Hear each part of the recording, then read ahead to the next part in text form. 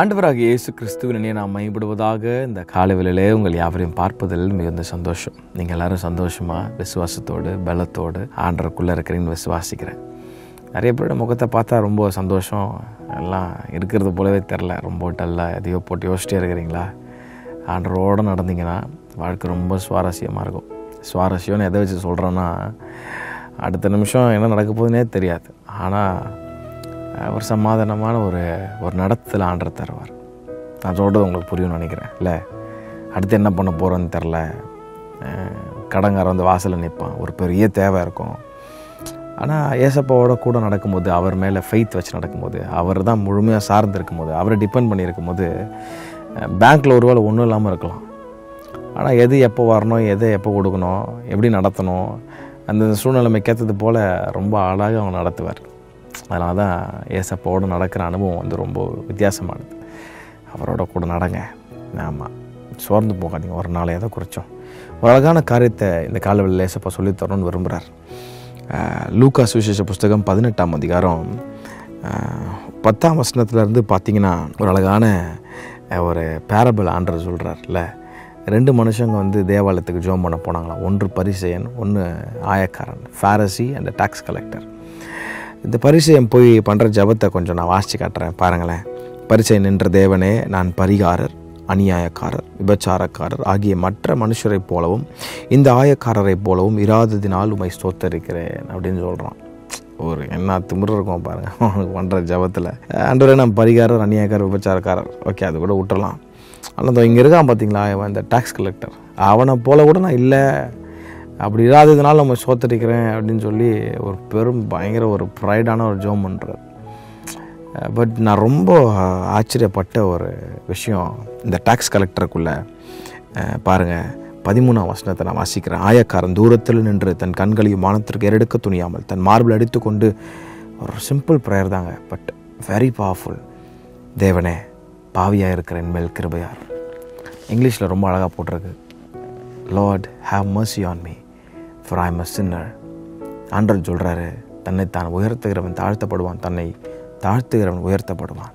ஆண்டவருடைய கண்ணு நேராக அந்த பரிசையை மேலே போல. இந்த பரிசை யாருன்னா, பைபிள் நல்லா தெரிஞ்சவன், பைபிள் ஸ்காலரு, வாரத்தில் உபவாசிக்கிறவன், தசம பாகத்தை எடுத்து கொடுக்குறவன், அப்படிலாம் பயங்கரமாக ஜோம் பண்ணான். ஆண்டவர் அவனை பார்த்து வந்து ரொம்ப ஸ்பெஷலாக ஃபீல் பண்ணலை.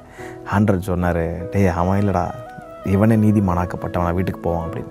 அப்போ ஆண்டவர் என்னத்தை விரும்புகிறாருன்னா, ஒரு தாழ்மையான இருதயத்தை விரும்புகிறாருங்க. கிருபையை பெற்றுக்கொள்வதற்கு பைபிளில் பழைய ஏற்பாடோ புதிய ஏற்பாடோ எங்கே தேடி பார்த்தாலும் ஒரே வழி தான் உண்டு. வசனம் சொல்லுது, கர்த்தருக்கு முன்பதாக தாழ்மைப்படுங்கள், அப்போது அவர் உங்களை உயர்த்துவார். தாழ்மை உள்ளவனுக்கு அவர் கிருபை அளிக்கிறவராக இருக்கிறார், பெருமை உள்ளவனுக்கு தேவன் எதிர்த்து நிற்கிறார்.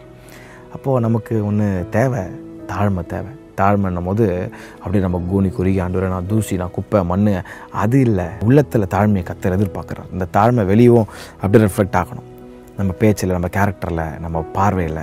இயேசு கிறிஸ்து அப்படி தான் இருந்தார். he was very accessible to everyone. அவரை ரொம்ப ஈஸியாக வந்து பார்த்தாங்க எல்லாரும், அவரை வந்து தொட்டாங்க, அவர் கூட பேசினாங்க, அவர் கூட பழகினாங்க. See, we have to have that kind of attitude in our lives today.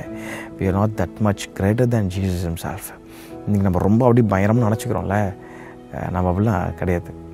ஆமாம், தேவன் வானத்தில் இருக்கிறார், நீ பூமியில் இருக்கிற, எதனால் உன்னுடைய வாய் ரொம்ப சுருக்கமாக இருக்கட்டும்னு கர்த்தர் சொல்கிறார். பிரசங்கியில் ஆண்டர் அழகாக எழுதுறார், நீ தேவ சமூகத்துக்கு போகும்போது துணிகரமாக உன்னத்தையும் பேசுகிறாத. ஆண்டர் மேலேருந்து பார்த்துட்ருக்கிறாரு, அவர் உயர்ந்தவர், தாழ்மை உள்ளவர்களை நோக்கி பார்க்குறாரு.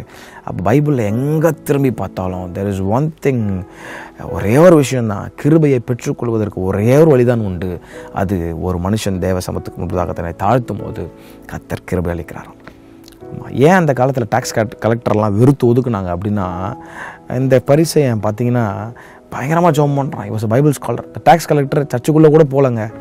சர்ச்சுக்குள்ளே போயிருந்து அடிச்சு தொத்திருப்பாங்க. நீ ஏன்டா உள்ளே வந்த, ஒரு பாவியாக இருக்குது உள்ளே வந்து அப்படின்னு அடிச்சு தொத்திருப்பாங்க. ஏன்னா 1ஆம் நூற்றாண்டில் ரோமனுடைய எம்பையர் ஃபுல்லாக அவங்க ஆட்சி பண்ணிகிட்டு இருந்த காலம் அது. இந்த ரோமன்ஸ் என்ன பண்ணாங்கன்னா, எல்லாத்துக்கும் வரி போட்டுருந்தாங்க. டேக்ஸ் கலெக்ட் பண்ணுறதுக்கு எல்லாத்துக்கும் வரி போட்டிருந்தாங்க. ஒருத்தன் ஊருக்குள்ளே வரானா அந்த ஊருக்குள்ளே வந்தனால வரி செலுத்தணும், ஃபுட்டுக்கு வரி இருக்கும், எல்லாத்துக்கும் டேக்ஸ் இருக்கும். இப்போ நமக்கு இருக்கிற மாதிரி இந்த டேக்ஸ்னால ஜனங்க ரொம்ப ஒடுக்கப்பட்ட ஆக ஆரம்பிச்சிட்டாங்க. இந்த ரோமன்ஸ் என்ன பண்ணாங்கன்னா, அந்த சொந்த ஜனங்களை வைத்தே ஜனங்கிட்ட டேக்ஸ் கலெக்ட் பண்ண ஆரம்பித்தாங்களாம். அதுக்கு இந்த மாதிரி டாக்ஸ் கலெக்டர்ஸ் எல்லாம் அவங்க உருவாக்குனாங்க. அதனால் இந்த ஜனங்களுக்கெல்லாம் ஒரு பெரிய கடுப்பு. ரோமருடைய ஆட்சியே அவங்களுக்கு பிடிக்காது. அதை விட இவங்க நம்ம ஆட்களை வச்சே நம்மளை ஒடுக்குறானேன்னு சொல்லி ரொம்ப அந்த டாக்ஸ் கலெக்டர்ஸை பார்த்தாலே பாவியாக ஒரு மாதிரி தான் பார்ப்பாங்க. அதனால தான் பார்த்தீங்கன்னா சகைவை கூட யாருக்கும் பிடிக்காது. ஆண்டவர் சொல்கிறார், சகை வீட்டுக்கு நான் போகிறேன்னே எல்லாம் சொன்னாங்க, ஆண்டவர் இவன் வீட்டுக்கு எதுக்கு போகிறீங்க அப்படின்னு. அப்போது டாக்ஸ் கலெக்டர்ஸ் ரொம்ப வெறுக்கப்பட்டாங்க இந்த ஒரு காரணத்தால். ஆனால் இந்த பரிசையன் பண்ண ஜபத்தை கூட ஆண்டவர் பெருசாக பார்க்கல. இந்த ஆயக்காரன் ஜெபம் பண்ணுறான், ஆண்டவரை have mercy on me, O God, for I am a sinner. அவன் உணர்ந்து யாருன்னு உணர்ந்து தாழ்த்தி ஒப்பு கொடுத்துட்டான். அவனை ஆண்டவர் சூப்பராக பிளஸ் பண்ணார். இன்றைக்கி தாழ்த்தி பாருங்கள், கர்த்தர் உங்களை ஆஸ்வதிப்பார். கர்த்தர் தாமே உங்களை அவரையும் ஆஸ்வதிப்பாராக. ஆமென்.